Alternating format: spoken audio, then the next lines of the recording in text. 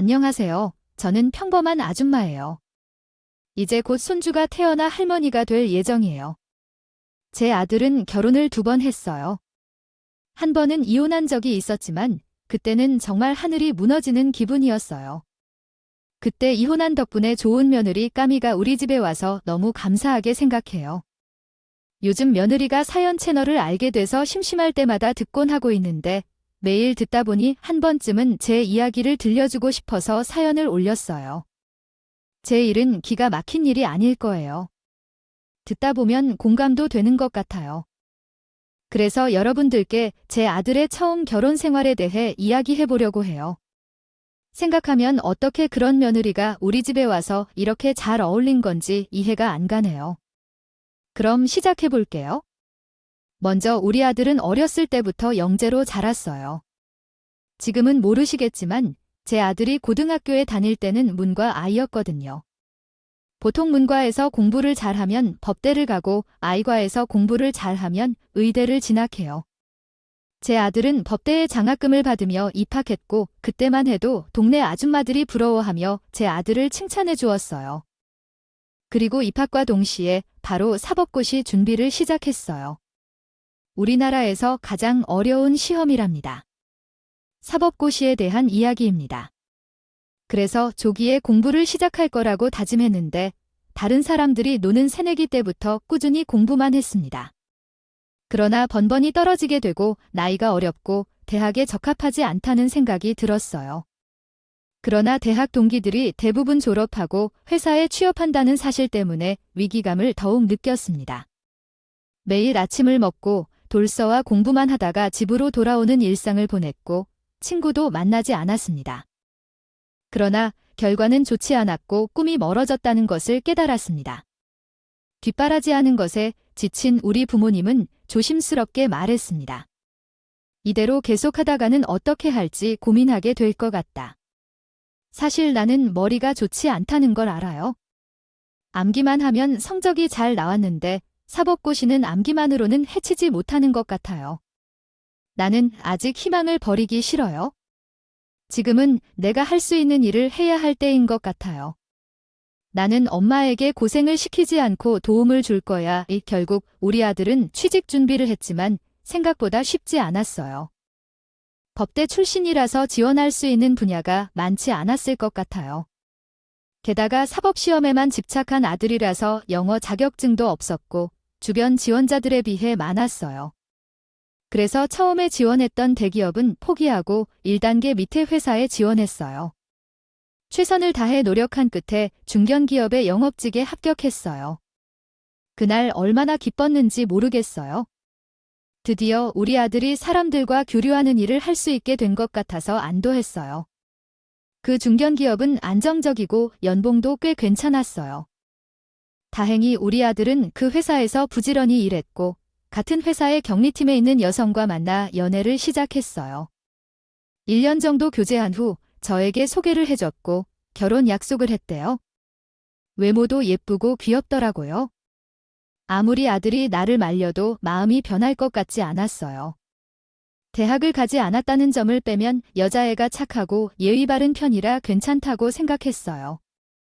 결혼을 하면 제 아들도 안정적인 가정을 이룰 것 같아서 그 자리에서 그들의 결혼을 허락했고 앞으로 둘만 잘 살 거라고 착각했어요. 그때는 전혀 알지 못했죠. 그 결혼이 파멸이 될 거라는 거요. 사실 제 아들이 아내와 함께 잘 살아간다면 더 바랄 것이 없었어요. 이 방면에서 손주를 안는다면 더 좋았을 텐데요. 결혼할 때 며느리에게 딱 한 가지 약속을 했어요. 부담 주는 시어머니가 되지 않겠다고요. 여기 사연 채널에서 올라오는 악덕 시어머니처럼 며느리에게 간섭하거나 괴롭히지 않겠다고 다짐했죠. 나름대로 쿨하고 멋진 시어머니가 되고 싶어서 그랬나 봐요. 아들이 결혼한 이후로 초대하지 않는 이상 둘의 신혼집에 방문하지 않았어요.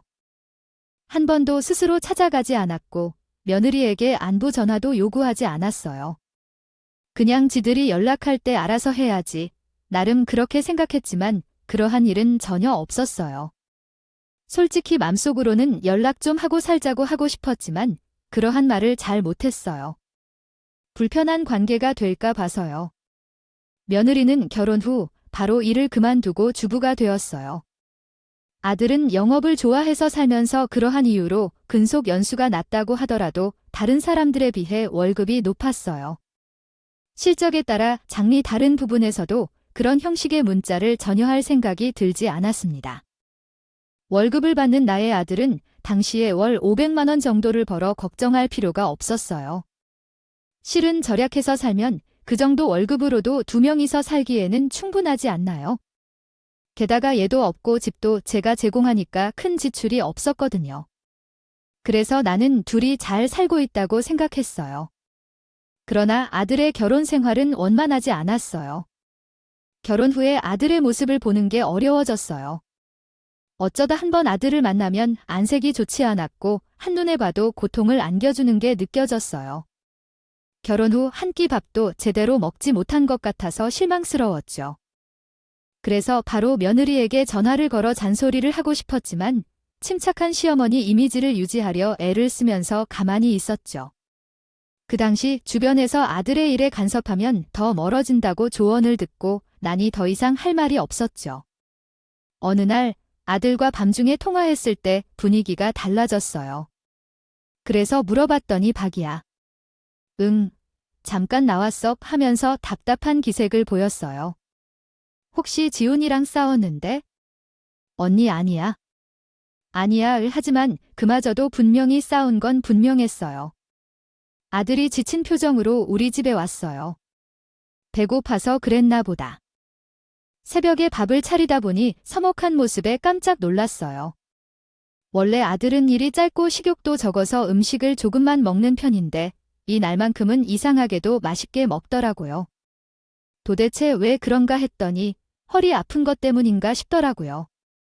그래서 물을 따르니 천천히 먹어. 몇 일 진짜 굶은 사람처럼 나으니까 라며 나를 달래는 말이 귀여웠어요. 결혼 전에는 엄마의 손맛이 그리웠다. 아이고, 지금 생각해도 정말 맛있었어요. 둘이 싸운 이유를 묻자 뭐 때문에 싸웠는데 라고 물으며 직접 집까지 나왔답니다. 결혼 생활이 참 어렵다며 나도 처음에는 너희 아빠와 같이 살 때 얼마나 싸웠는지 모르겠어. 하지만 시간이 지나니 모든 게 해결됐어. 사랑이라는 게 별거 없이 서로 양보하고 이해해주면서 서로 노력해가며 조율해 나가는 거지. 나도 그 정도는 알아. 하지만 더 이상은 너무 힘들어서 못 참겠다. 결혼 생활이 이렇게 날 힘들게 할 줄 몰랐어. 뭐가 그렇게 힘든데? 진리가 사치가 너무 심하더라고. 결혼 전에는 몰랐어. 소박하고 검소한 줄 알았지? 사치가 심하다고 얼마나 난. 내가 그래도 넉넉히 벌고 있는 줄 알았거든. 모피로 내가 회사는 늦게 취업했어도 영업직이니까 수당이 따로 나오잖아. 그래도 또래에 비해 많이 번다고 생각했는데. 절대 아니야. 지은이라 살면서 월 500만 원은 택도 없소. 지은이 그렇게 안 받는데. 남편을 쥐었자네 그것도 적대. 엄마 집에 수 없어 그렇게 속상해. 엄마한테 털어놔. 지훈이한테는 모른 척 할 테니까. 아, 그래도 부부끼리 일인데 털어놓기 좀 그래? 냉장고에 술이 써 갖다 줄게. 기분이 아주 안 좋아 보이길래. 냉장고에서 술을 꺼내 아들에게 건넸습니다. 그랬더니 물컵에 소주를 따라 연거푸. 마시더라고요. 고시 준비할 때도 이렇게까지 술을 마시는 걸 본 적이 없는데 연달아 술을 비우는 아들을 보니 확실히 더 큰 문제가 있는 것 같더라고요. 어느새 소주 한 명을 비운 아들은 한숨을 푹 쉬더니 눈물을 글썽거리더라고요. 엄마. 나 진짜 사는 게 힘들어. 너 울어. 지우리는 왜 나를 그렇게 괴롭힐까? 제대로 말을 좀 해봐. 작가가 나한테 이렇게 말했어. 내 아내는 어떻게 해서든 올해에 더 많이 벌고 싶다고 하더니 내가 집에 있는 것이 눈치가 보여서 민망해했어. 그래서 월 500만 원을 벌면 되겠지 했지만 요즘엔 부업도 하고 대리기사 일도 하면서 정말 피곤해하는데 대리기사 일을 하는 것보다 더 벌어야 하나 봐. 아니면 집 앞에 독에 물을 붓는 것도 아닌 것 같아. 아내가 한 달에 얼마나 쓰는지 잘 몰랐는데 월급을 받아도 부족하다며 알려줬어. 그래서 확인해보니 한 달에 1,000만 원을 쓴 거야. 왜 아내가 부업을 하면서 돈을 가져다 주는 건지 모르겠어. 결혼할 때 그녀가 명품 가방을 사달라고 해서 주었는데 금방 질리고 또 뭔가 사야 해서 고민해. 경제적인 일들은 처음부터 내가 책임지지 않았어. 그럼 그녀가 벌어서 사는 게 맞는데 왜 내 돈을 낭비하면서 미쳤다고 할까? 결혼할 때 모든 것을 다 맡은다고 했지만 돈이 행복의 원천일 것 같아 나는 돈을 벌어올 때가 가장 행복하다. 인생의 즐거움은 명품 가방을 사는 것과 먹는 것에 있어 있다고 생각해. 나는 모두 다 가지고 살아야 할 것 같아. 유지비가 얼마나 드는지 생각해봐. 와이프 친구들은 모두 잘 살고 있나 봐. 지훈이는 사립초등학교 출신이야. 장인 어른은 예전에 사업에서 잘 살아왔는데 갑자기 사원망하면서 가세가 기울어졌어. 그래서 그런지 어김없이 결핍이 있는 것 같아. 얘를 왜 그렇게 잔소리하고 자기 친구들은 명품 가방 몇십 개씩 가지고 있는 거라고 말하지? 남편과 남자친구들은 심지어 사장이나 의사, 재벌까지 있다는데. 그러니까 사람들이 그렇게 사는 것을 보니까 그냥 따라야 돼. 어머니는 계속 돈을 쓰며 살아왔어. 그래서 결혼할 때 그렇게 약속했으니까 지훈이에게 매달 10만 원씩 받아 살아왔어. 정말 바보같이, 정말 어리석은 결정했던 것 같아. 그 돈으로 교통비도 나오니까 버스 카드는 따로 주더라. 차를 못 가지고 있어서 기름값이 많이 들어. 어쨌든 모자라는 것은 내 잘못이겠지? 왜 그런 소리를 하고 있어? 이게 무슨 소리야? 왜 못 듣고 있어? 나는 지금 세뇌를 당하며 사는 거야. 만약 내가 많은 돈을 벌어온 사람이었으면 이렇게 생각했을 거야? 지금 나는 정신이 가물가물해. 판단이 엉망이 되어가 있어? 내 인생이 왜 이런 식으로 되었는지 모르겠어. 너 지금 정신을 차려야 해. 기덕한테 계속 뭔가 바쳐가는 거야? 너희 둘은 커지면서 꿀 뽑지 못할 거래. 내가 알아서 해줄게. 아, 너무 찝찝해서 연니한테 전화 온 거야? 내가 알아서 해도 돼. 몰라 가만둘 말더니 안 돼. 이제는 내가 끼니 불리하겠어. 엄마는 그냥 가만히 있어? 억지로 일 키우지 말고. 그래가 나 정말 지치게 돼요. 뭘 가만히 있어? 그리고 계속 이러면 나 진짜 이야기하게 될 거야. 이모가 사주는데 혼자 사는 게 더 좋을 것 같아. 생각할수록 답이 없다. 내가 지훈이 직접 만나봐야겠어. 어우, 이런 말들로 풀리지 않을 거예요. 카메라 안으니까 나는 대신 맞을 아들을 물리고 옷을 갈아입고 나왔다. 택시를 탔어. 그리고 며느리한테 전화를 걸었어. 어머니, 이렇게 늦게까지 무슨 문제야? 난 도착할 거니까. 역에 갖다 달라면 뭐 그래? 갑작스레 왜요? 시험이 있는데 그거 불편하나요? 아니, 없어서 편한데 갑작스레 오면서 너랑 얘기 좀 해야겠다. 그래서 그 집에 도착해서 문을 두드렸어. 그런데 며느리가 문을 열어주더라고. 어머니, 갑자기 왜 찾아오셨어요? 저 진짜 당황해요. 여기서 뭐 해야 하는지 몰라요. 요즘 회식이나 바쁘니까 저 혼자 있어요. 대리가 하는 거겠지?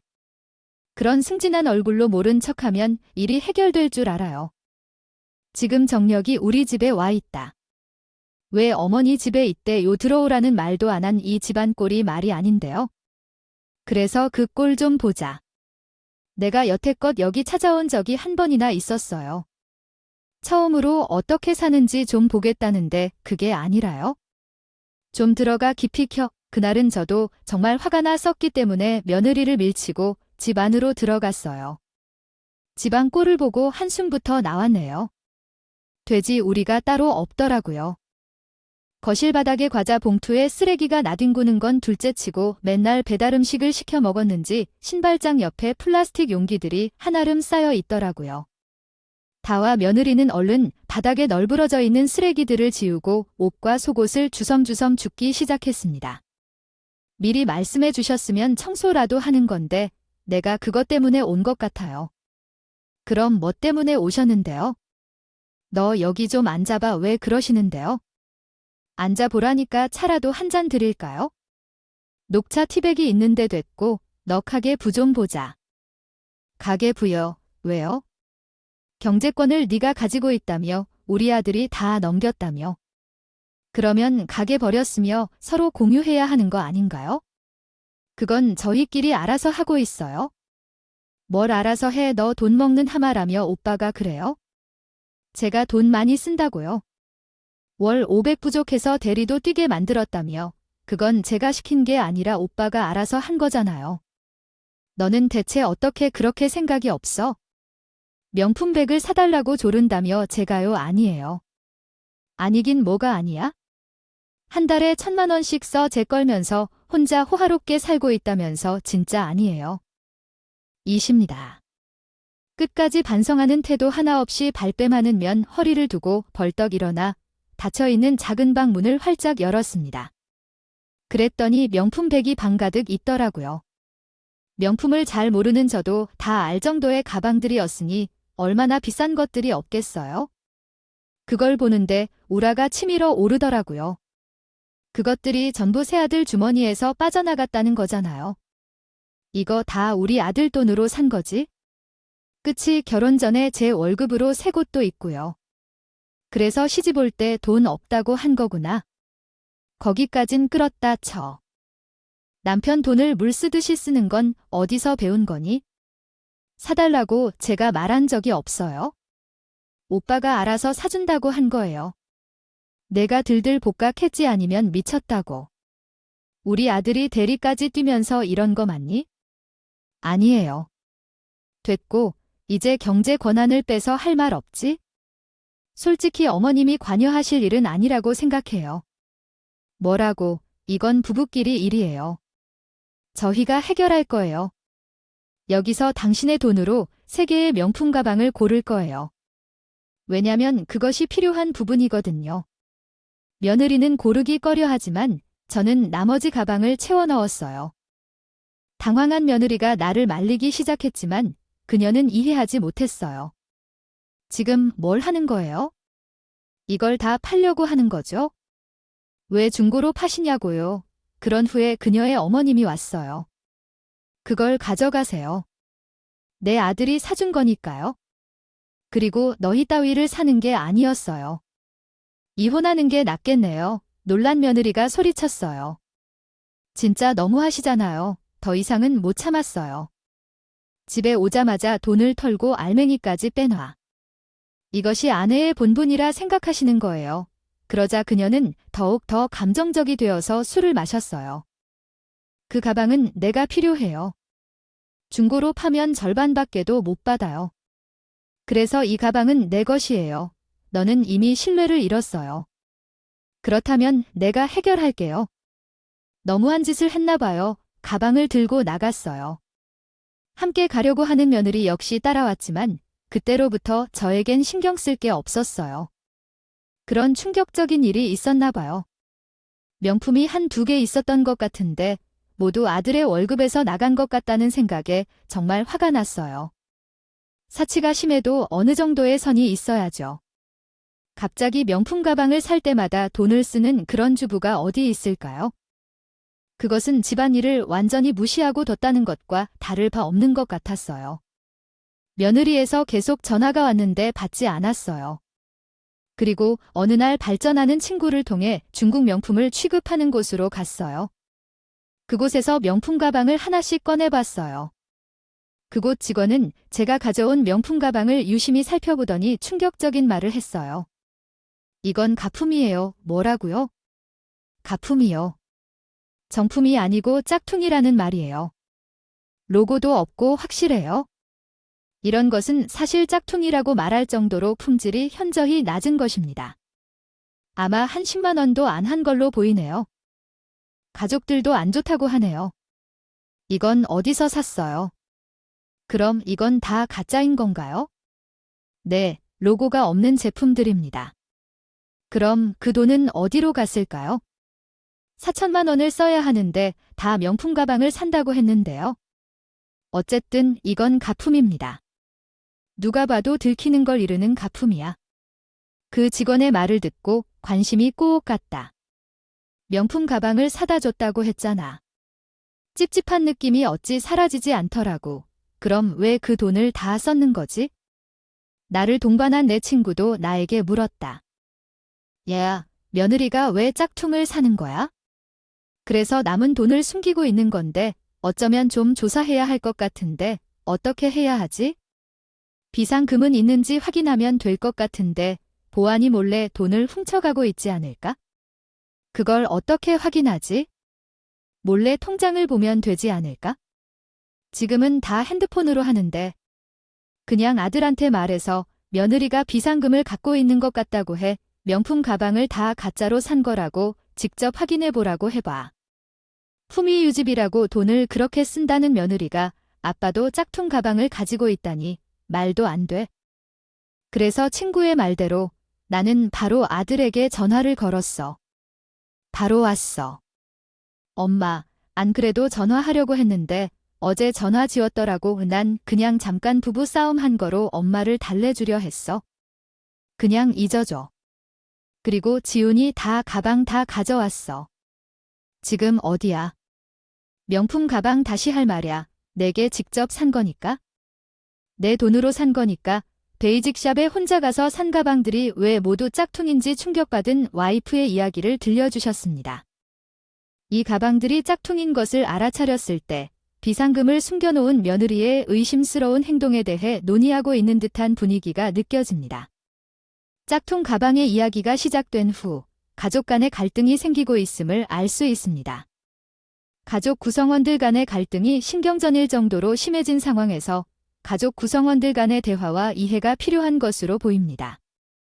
포이끄저 샐라드로 배달되는 요새씨 이야 괴요미 종생 배달 음식만 세오를 거야 그게 돈이 오만대 하여간에 그 애가 어쩜 그렇게 사치스러운지 하고 말마구 주방세제 좀 사라 정말 하나부터 L까지 차근차근 알려줘도 말을 못 알아듣더라도 일요 반항을 하는 건지 살림 자체를 모른 건지 여태 겁배달 음식 말시오 먹다느게 말리 되나요? 정로서는이 이해를 할 수 있겠네라고 그날 직접 밥을 지어 먹도록 해야겠다 싶어 주방세제를 사루라고 했는데 며느리가 핸드폰을 식탁에 놓고 왔었어요. 신경 쑥 여흠씩 보다가 며느리 핸드폰을 겹하더니 아무가 겁내집에요. 몇 번 시도하다가 포기하고 다시 내려놓으려고 하던 찰나 핸드폰이 반짝이던 이 문자 하나가 보였어요. 이런 내용이었어요. 나 너무 급한데 돈 언제 보내줄 거야? 재충하는 건 아니니까 오해 말고. 사양이 식어야 순간 제 눈을 의심해요. 그 내용을 해석하려고 하던 찰나 문이 열리더니 며느리가 들어왔고 잽싸게 핸드폰을 낚아채더라고. 아버님 제 핸드폰 보셨어요.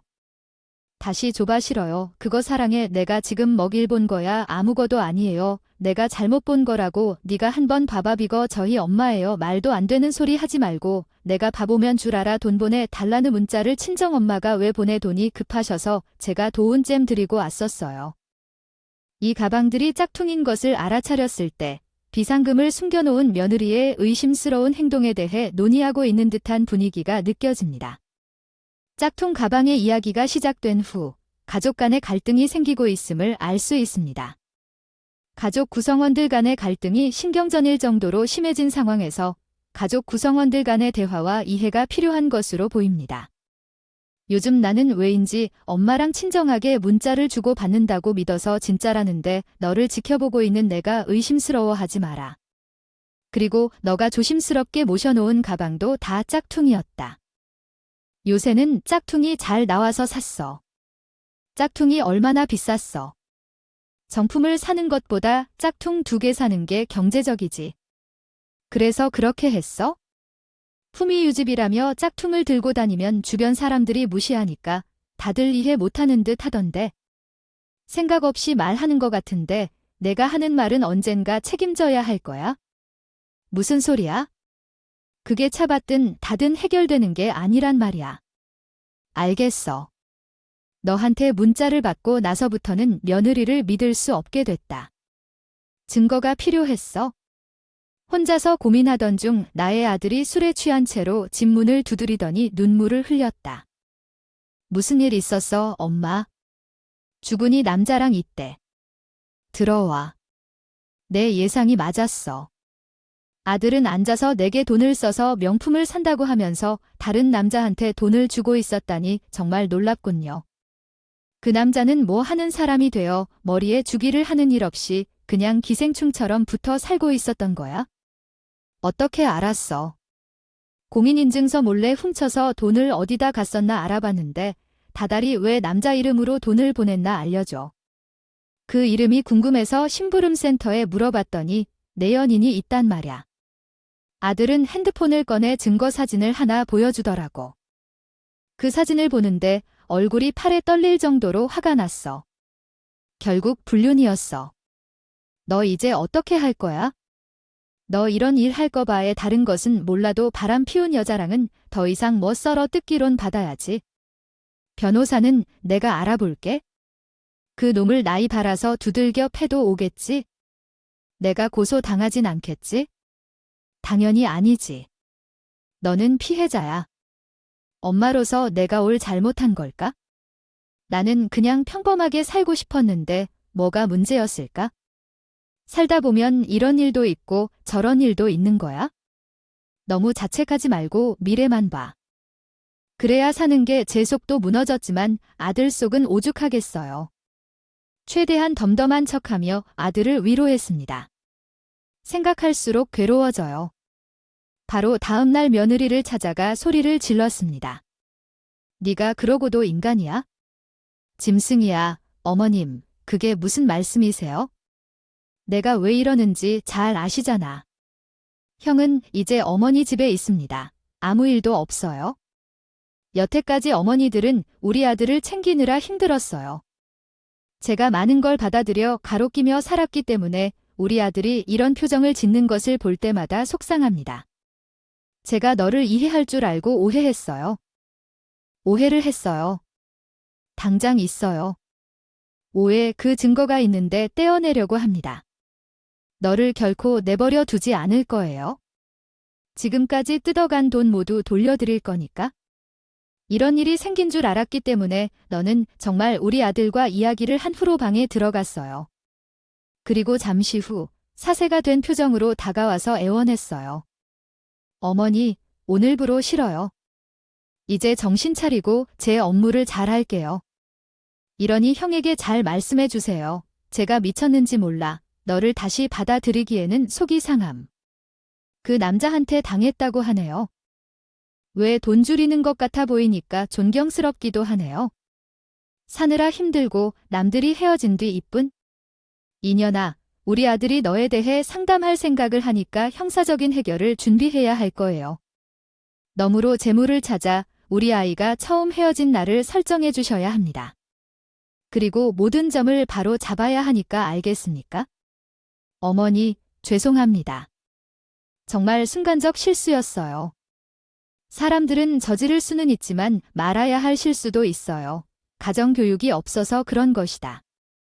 남편이 불법적이라는 개념도 있어요. 며느리는 아름다워서 잘 대해준 제 잘못이지. 오늘부로 우리 인연은 여기서 끝이라고 말해요.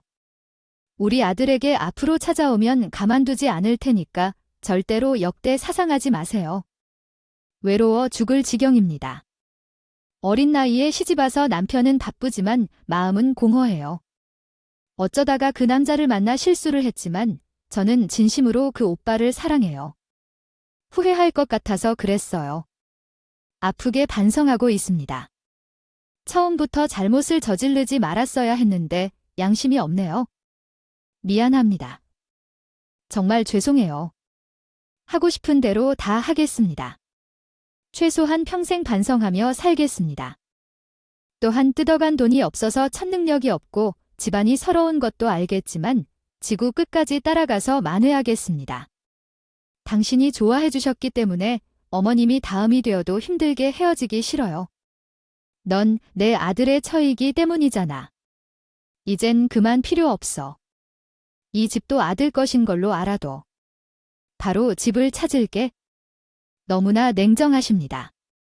이대로 가면 월급 남편에게 힘껏 살게 투잡하게 할 테니까 남은 집에 상단 남자와 함께 살게 함으로써 너와 동거하는 것은 소름이 돋을 정도이니 얼른 떠나. 결국 며느리를 내보낼 거야? 내 아들의 월급으로 산남을 채울 거야. 이 이야기는 어떤 사람이 한 가지 사건을 해결하고자 모든 노력을 다하며 법정 싸움을 펼치는 이야기입니다. 이 사건에서 이긴 결과로 위자료와 이미 지불한 돈을 회수할 수 있었습니다. 상대방은 처음에는 돈이 없다며 버텼지만 결국 돈을 마련해 돌려주었습니다. 그러나 이 과정에서 예상치 못한 이야기가 펼쳐졌습니다. 상단 남자가 자신의 실수를 인정하고 용서를 청하며 사죄하였고 그의 아들도 뜻밖의 질문을 던지면서 사건의 복잡성을 증명했습니다. 상단 남자는 처음에 상대방이 유부녀인 줄 모르고 친구처럼만 대우했다고 주장했지만 결국 그의 행동이 잘못되었다는 것을 인정하게 되었습니다. 이러한 사건 속에 상대편이 적발된 것을 알게 된 이야기입니다. 당시 만남을 끝내야 할 때였는데 죄송합니다. 돈 때문에 헤어지지 못했던 것 같아서 좋았어요. 결혼한 여자를 유혹하고 돈을 받으려고 만났다면 좋아하지 않았습니까? 저는 정말 하등한 사람입니다. 그냥 돈도 없고 특별한 것도 없는 못난 사람입니다. 날 불쌍하게 여겨주지 말아주시기 바랍니다. 이제는 정말 착하게 살고 싶습니다. 결코 범죄를 저질러 살지 않겠습니다. 옛날에 산속으로 돈을 구하기 위해 찾아온 것이 명백해서 아들이 그 사람에게 소리를 지르고 맞아주었습니다. 결국 위자료를 받게 되었습니다. 모든 일이 마무리된 후 아들은 신혼집을 팔았습니다. 그 집에 혼자 사기 싫어해서 다른 집을 찾을 수 없어서 일단 잠깐만 우리 집에서 살기로 했습니다. 그 후 몇 달이 지나자 전 며느리가 우리 집을 찾아왔습니다. 처음에는 택배인 줄 알았지만 문을 열어보자 그녀가 맞이를 해서 매우 놀랐습니다. 왜 여기에 온 거야? 전 며느리는 즉시 내 앞에 무릎을 꿇고 소리내어 울기 시작했습니다. 너무 그리웠어서 왔다고 합니다. 어머니도 그리고 오빠도 너무 보고 싶다고 했다고 합니다. 조금 얘기를 나눠볼까요? 교묘한 수작을 부리지 말고 지금 돌아오세요. 제가 기다릴게요. 함께 살면서 나에게 벌을 주실 수 있을까요? 최근에 나는 너무 외롭고 힘들어요. 과거의 어리석은 선택들을 후회하고 나 자신을 한심하게 느낍니다. 오빠에게 무릎을 꿇고 용서를 빌고 싶어요. 저에게 한 번의 기회를 줘주실 수는 없을까요? 새로운 시작을 할 수 있도록 도와주실 수는 없을까요? 내가 한 잘못을 생각하면 아직도 분노로 가득 차 있어요. 지금은 그의 얼굴만 봐도 분노가 치밀어 올라오는데 어떻게 그를 용서할 수 있을까요? 내가 확실하게 떠난다고 말했을 텐데 그는 다시 찾아올 경우 내가 신고할 것이라고 말했어요. 그리하여 몇 달 후 그의 얼굴이 홀쭉해진 모습을 보지만 않았어요. 그 후로는 며느리가 찾아오지 않으려고 애쓰고 매일 문자를 보냈습니다. 그러나 불륜의 죄를 용서할 수는 없어요. 이제는 그 시간이 멀리 떠나버린 것 같아요. 몇 년 후 아들은 아픔을 이겨내고 새로운 사랑을 찾았어요. 지금의 며느리는 매우 현명하고 친절한 사람이에요. 그녀와 결혼한 우리 아들이 행복한 모습을 보니 이전의 비극을 잊을 수 있어요. 손주가 입을 옷과 신발을 산 지금 저는 너무 행복합니다. 이제 더 행복한 일들만 생길 것을 믿습니다. 여러분들에게 행복한 에너지를 전하고 싶어요. 사연을 쓰면서 이 말씀을 전하고 싶네요. 제 이야기가 어떤 이에게 힘을 주기를 바랍니다. 모든 어려움은 지나갈 거니까 모두 힘내세요. 제가 응원할게요. 이만 사라지면서 제 역할을 하러 가볼게요. 인생은 한 번뿐이니까 즐기며 살아봐요. 안녕히 계세요.